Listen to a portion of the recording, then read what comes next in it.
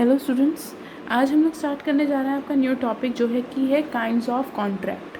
अब देखिए, last video तक हमने क्या किया था, कॉन्ट्रैक्ट एंड एग्रीमेंट, इन दोनों के बारे में हमने समझने की कोशिश की थी। यहाँ तक कि हमने डिफरेंस भी देखा था। हमने ये भी देखा था आपका कि किस तरीके से कॉन्ट्रैक्ट एंड एग्रीमेंट आपस में डिफरेंशिएट होते हैं, क्या वजह थी जिसकी वजह से सभी एग्रीमेंट कॉन्ट्रैक्ट नहीं होते थे, वहीं पे सारे कॉन्ट्रैक्ट आपके एग्रीमेंट थे। ये सारी चीज़ें हमने डिस्कस कर ली थी आपकी लास्ट क्लास में। आज जो हम देखने जा रहे हैं वो है आपका काइंड्स ऑफ कॉन्ट्रैक्ट। कॉन्ट्रैक्ट कितने तरह के होते हैं, टोटल ये 4 पार्ट्स में डिवाइड हैं। पहला कौन सा है, on the basis of creation. ठीक है, क्रिएशन की बेसिस पे किस वजह से वो कॉन्ट्रैक्ट बना है, किस तरीके से वो कॉन्ट्रैक्ट बनाया गया है, उस पर ये डिपेंड करता है। दूसरा है on the basis of enforceability, court के द्वारा वो इन्फॉर्सिबल है नहीं है, लागू किया जा सकता है लागू नहीं किया जा सकता है, वो सेकंड पार्ट में आ जाएगा। थर्ड है आपका on the basis of equations, executions के बेसिस पे डिपेंड करता है कि किस तरीके से एग्जीक्यूट हुआ है कंप्लीट। दोनों पार्टी जितनी भी एग्जिस्टिंग पार्टीज थी उन्होंने काम को सही तरीके से परफॉर्म किया नहीं किया, इस पर ये डिपेंड करता है। इसके बारे में भी हम डिटेल में पढ़ेंगे। उसके बाद आता है last on the basis of formal, मतलब कि फॉर्मेलिटी के ऊपर ये डिपेंड करता है। तो 4 कौन कौन से टाइप होते हैं कॉन्ट्रैक्ट के, एक क्रिएशन, दूसरा इन्फोर्सिबल, थर्ड है एग्जीक्यूशन एंड फोर्थ आता है आपका फॉर्मल, मतलब कि फॉर्मेलिटी, दैट इज़ कॉन्ट्रैक्ट आपका फॉर्मल है या इनफॉर्मल है, ये हम पढ़ेंगे। क्रिएशन के अंदर 3 चीज़ें आती हैं, एक्सप्रेस होना चाहिए, इम्प्लाइड होना चाहिए एंड क्वासी होना चाहिए। ये तीनों क्या होते हैं अभी डिटेल में हम पढ़ते चलेंगे। वहीं पे इन्फॉर्सिबिलिटी के अंदर आपका वैलिड होना चाहिए, वॉइड हो सकता है और आपका वॉइडेबल हो सकता है। ये 3 टाइप इसके आते हैं।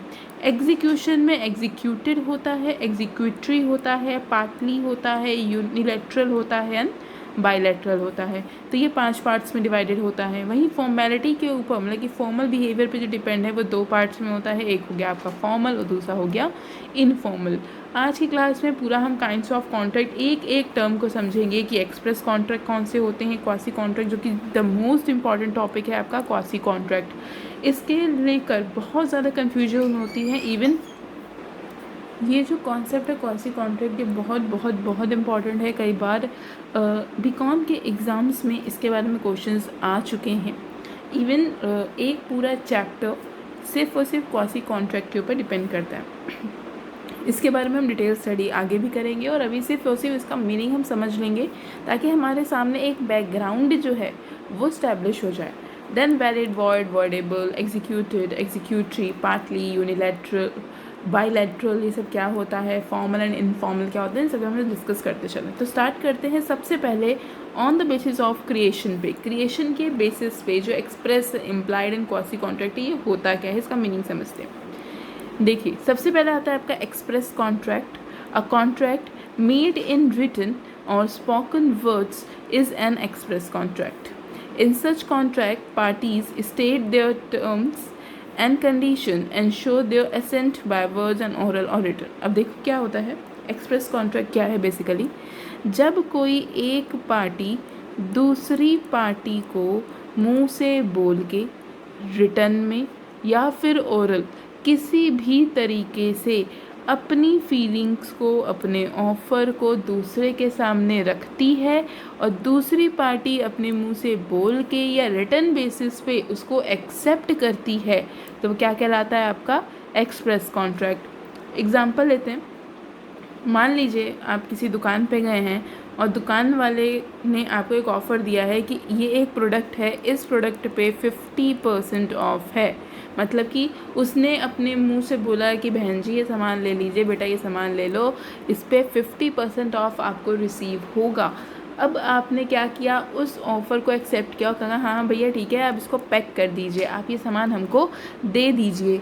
तो वो क्या कहलाएगा आपका एक्सप्रेस कॉन्ट्रैक्ट कहलाएगा। ठीक है, मतलब कि दोनों पार्टीज़ ने, ए पार्टी एंड बी पार्टी, दोनों पार्टी ने क्या किया है, अपना ऑफ़र और अपनी एक्सेप्टेंस मुंह से बोल के या अपनी बॉडी लैंग्वेज से बोल के सामने वाले को प्रेजेंट किया है। मतलब कि जब कोई एसेंट मतलब कोई एक्सेप्टेंस या कोई ऑफ़र या उससे रिलेटेड टर्म्स एंड कंडीशन को एक पार्टी दूसरे पार्टी के सामने रखती है बोल के या चाहे लिख के, लिखा भी हुआ है या तो रिटर्न फॉर्म में या तो स्पोकन वर्ड्स में, वो क्या कहलाता है आपका एक्सप्रेस कॉन्ट्रैक्ट कहलाता है। वहीं पर अगर बात की जाए, नेक्स्ट आता है आपका इम्प्लाइड कॉन्ट्रैक्ट। इम्प्लाइड कॉन्ट्रैक्ट क्या होता है, सेम अपोजिट है एक्सप्रेस कॉन्ट्रैक्ट का। इसमें क्या बोला गया है, an implied contract arises from the act, behaviour, attitude और कंडक्ट ऑफ द पार्टीज। मतलब कि इम्प्लाइड कॉन्ट्रैक्ट क्या होता है, यहाँ पे मुंह से बोल के किसी भी ऑफ़र को नहीं दिया जाता, यहाँ तक कि मुंह से बोल के आप उसको एक्सेप्ट भी नहीं करते। आपका बिहेवियर, आपका एक्शन मतलब आपका जो एक्ट है, आपका जो एटीट्यूड है, वो दूसरी पार्टी को बता देता है कि आपने उसे ऑफ़र दिया है, नहीं दिया है, आपने एक्सेप्ट किया है या नहीं किया है। एग्जाम्पल से समझते हैं। मान लीजिए आप बस स्टैंड जाते हैं, ठीक है, बस स्टैंड गए हैं आप क्या कर रहे हैं, लखनऊ से कानपुर आपको जाना है, ठीक है, कहाँ से कहाँ जाना है, लखनऊ से कानपुर आपको जाना है। आप बस स्टैंड गए हैं, एक बस आगे खड़ी होती है जो कि लखनऊ टू कानपुर जाती है, उसके ऊपर लिखा हुआ है कि लखनऊ टू कानपुर की बस है। आप क्या करोगे, सीधे जाओगे और वहाँ जाके बैठ जाओगे। ये क्या होता है, इम्प्लाइड कॉन्ट्रैक्ट होता है। इसी में आपका कंडक्टर आता है, आपसे टिकट का अमाउंट बोलता है, आप उसे पैसे देते हो, टिकट ले लेते हो, काम ख़त्म। मतलब कि ना तो कंडक्टर ने आपको इनवाइट किया, ना आपने उसको अपनी एक्सेप्टेंस दिखाई, बस आके रुकी, आप उस पर बैठे और आप अपने डेस्टिनेशन तक पहुंच गए। ये कहलाता है इम्प्लाइड कॉन्ट्रैक्ट। मतलब कि ना तो आपको ऑफ़र किया गया, ना तो एक्सेप्टेंस की गई, आपका बिहेवियर, आपका एटीट्यूड, यहाँ तक कि आपका एक्ट मतलब आपका एक्शन आपकी चीज़ों को, आपकी कंसर्न को दूसरी पार्टी के सामने रख देता है। That is called implied contract, ठीक है। एक्सप्रेस में क्या था, आपने अपनी बातों को प्रेजेंट किया था in a written and spoken words. वहीं इम्प्लाइड में आपने अपने बिहेवियर से, अपने एक्शन से, अपने बॉडी लैंग्वेज से क्या किया है, दूसरी पार्टी को एक्सप्लेन करने की कोशिश की है, ठीक है। थर्ड आता है आपका क्वासी कॉन्ट्रैक्ट। क्वासी कॉन्ट्रैक्ट क्या होता है, some time under certain conditions the law enforce legal obligation and right even when no real contract exist. These types of obligation and rights are called quasi contract. क्या मतलब था इसका, अब देखो quasi contract के अंदर क्या होता है, कई बार कुछ ऐसे केसेस आते हैं, कुछ ऐसी सिचुएशंस आती हैं जिसके अंतर्गत आपने कोई ऑर्डर नहीं किया है, कोई ऑफ़र नहीं है, कोई एक्सेप्टेंस नहीं है, मतलब कि कोई कॉन्ट्रैक्ट नहीं है, बट फिर भी क्या हो गया, आप उस कॉन्ट्रैक्ट के पार्ट बन गए। कैसे पार्ट बन गए, मान लीजिए दो घर हैं, ठीक है, एक ये आपका घर है और एक किसी आपके नेबर का, आपके पड़ोसी का घर, ठीक है। आपका पड़ोसी कुछ दिनों के लिए घर से बाहर गया है, अपने टाउन गया है, अपने गांव गया हुआ है और आपसे बोल के गया है कि इसने एक ऑनलाइन सामान मंगवाया है, ठीक है। ये सामान 2 से 3 दिन में आपके पास डिलीवर होने वाला था, लेकिन उसे इमरजेंसी में अपने टाउन जाना पड़ा। उसने क्या बोला कि भाई जब मेरा सामान आए तो अपने पास रख लेना, ठीक है। अब क्या हुआ, डिलीवरी मैन आता है और बी का पार्सल ए को देके चला जाता है।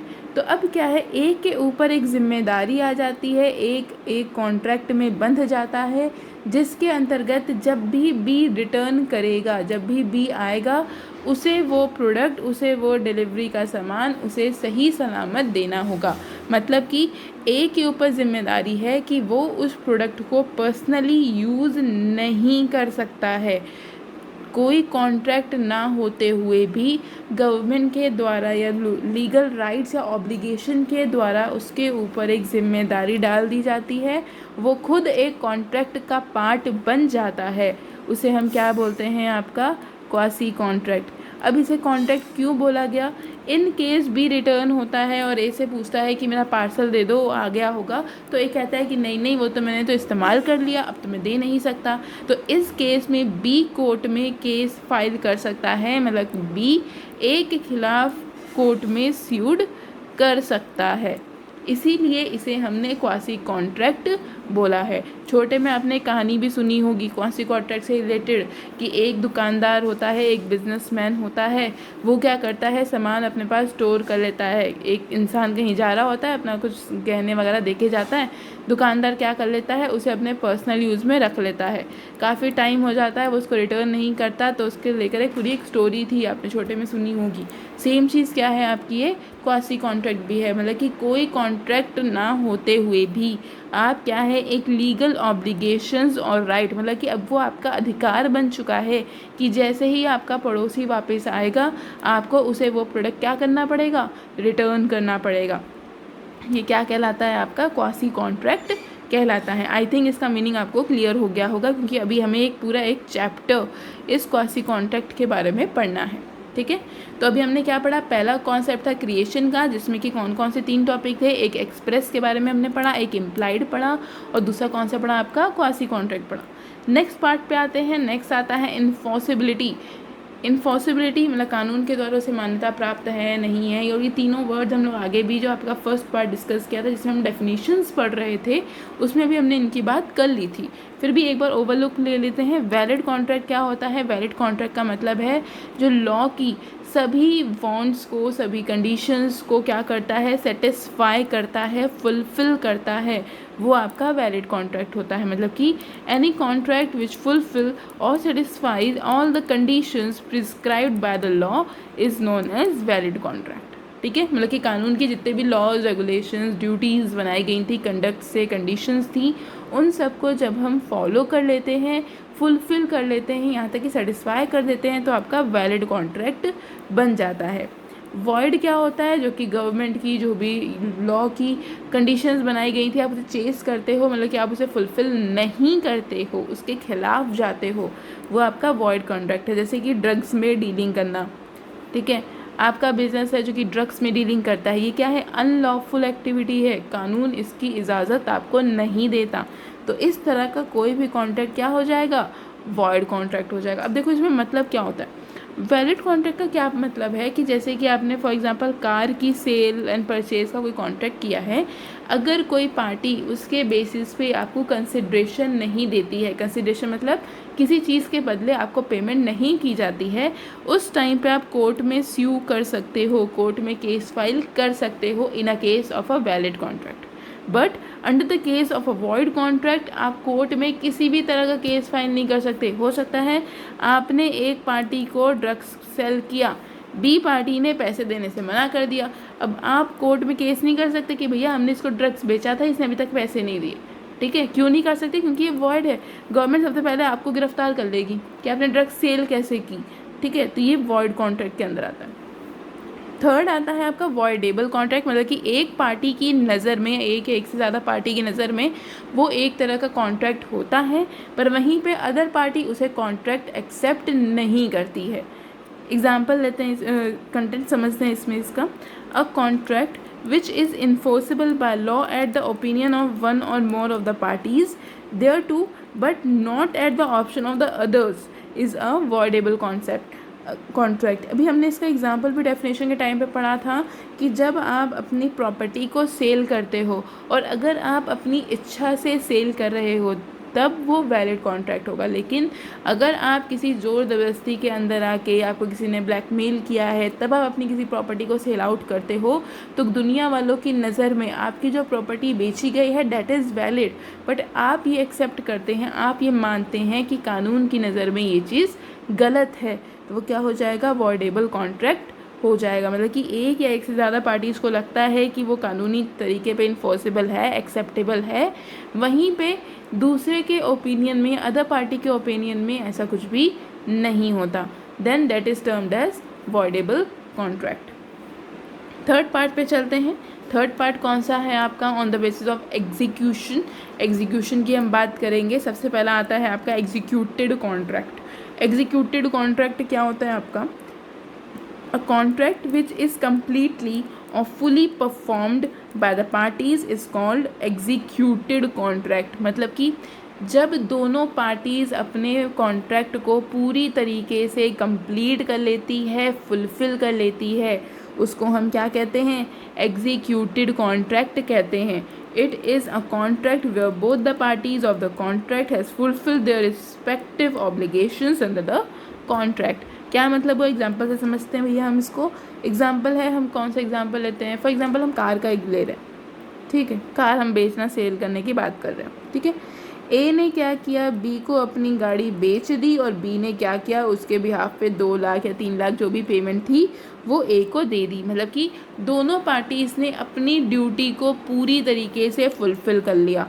जब दोनों पार्टीज़ ने अपनी सारी कंडीशंस को पूरी कर लिया है, काम परफॉर्म हो चुका है, कम्प्लीटली एंड फुली परफॉर्म्ड हो चुका है, then it is termed as executed contract. Next term आता है आपका एग्जीक्यूटरी कॉन्ट्रैक्ट। एग्जीक्यूटरी कॉन्ट्रैक्ट क्या होता है, a contract in which the parties have still to perform their obligations is known as executory contract. अब देखो एग्जीक्यूटेड में हमने क्या पढ़ा था, दोनों पार्टीज़ ने अपने अपने काम को पूरी तरीके से परफॉर्म कर लिया है।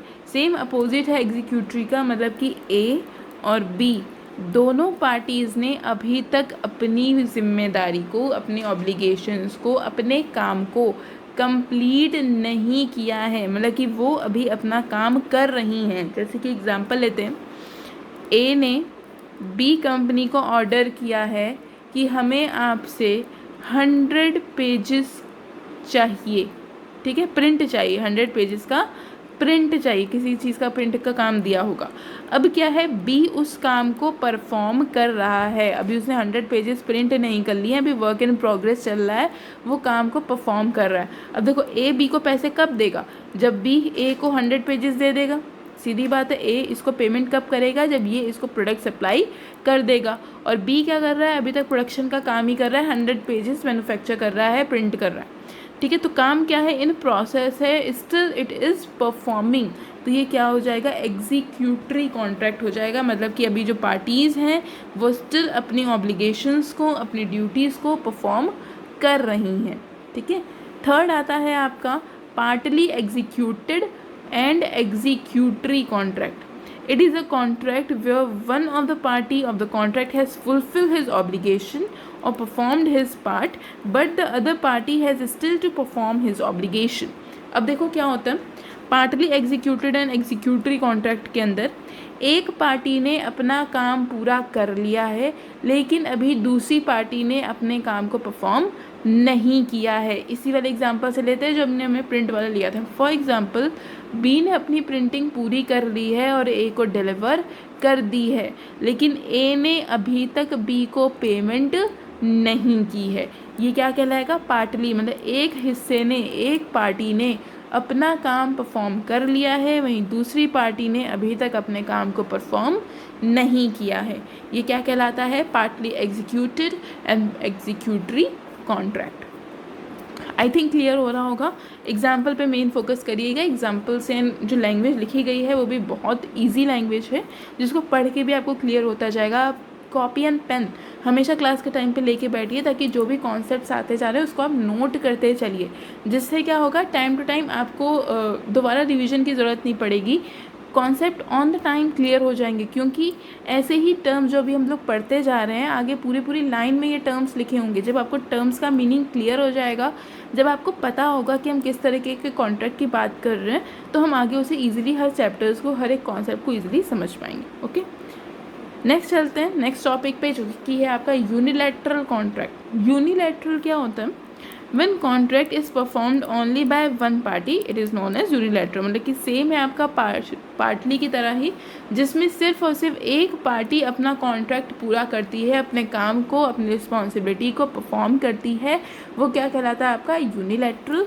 एंड बाईलैटरल क्या होता है, जब दोनों पार्टीज अपने अपने काम को परफॉर्म करती हैं या नहीं करती हैं।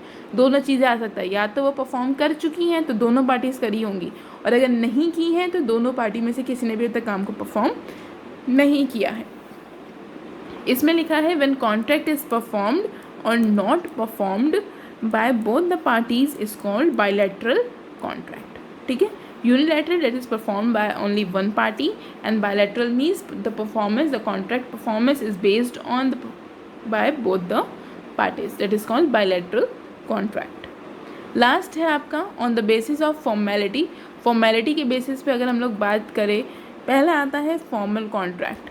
फॉर्मल कॉन्ट्रैक्ट का मतलब होता है a formal contract is a contract which is made on the basis of certain specific prescribed form that is written, sealed, delivered of party. मतलब कि अब देखो, फॉर्मल कॉन्ट्रैक्ट क्या होता है, जब एकदम फॉर्मेलिटी के साथ आप उस काम को परफॉर्म करते हो, मतलब कि प्रॉपर रिटर्न में आप मेल भेजोगे, रिटर्न में आप उसको एक्सेप्ट करोगे, देन आप उसको सील करके प्रोडक्ट को सेल करोगे, डिलीवरी की प्रॉपर डिटेल सेंड करते जाओगे, that is called formal contract. मतलब कि जितनी भी रिस्पॉन्सिबिलिटी होती है, जितनी भी फॉर्मेलिटीज़ होती है, आपने क्या किया है, उन सभी फॉर्मेलिटीज़ को परफॉर्म किया है।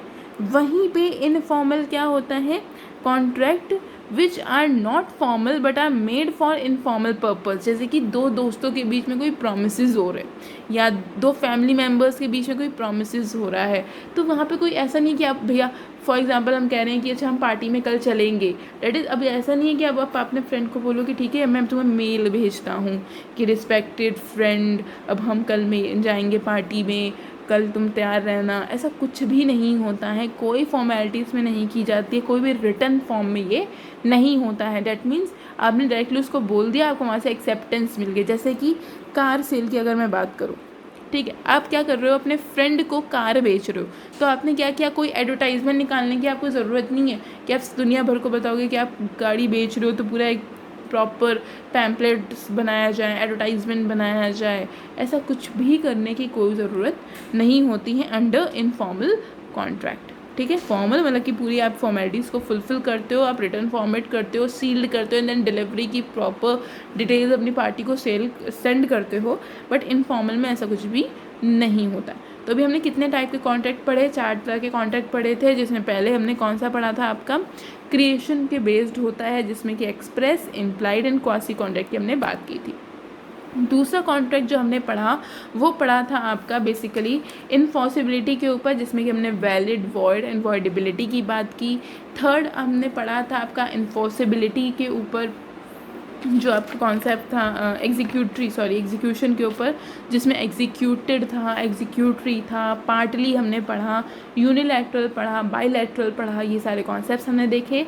फोर्थ पार्ट में हमने पढ़ा on the basis of formality, जिसमें कि फॉर्मल एंड इनफॉर्मल के बारे में हमने डिस्कस किया।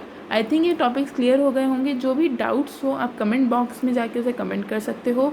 लाइक करना मत भूलिएगा, साथ ही साथ चैनल को सब्सक्राइब ज़रूर से कर लीजिए, ताकि आगे आने वाली जितनी भी वीडियोज़ हैं तुरंत आपके नोटिफिकेशन पहुँचे और तुरंत आप अपना ऑन द डे उसको आप देख सको और उसको समझ सको।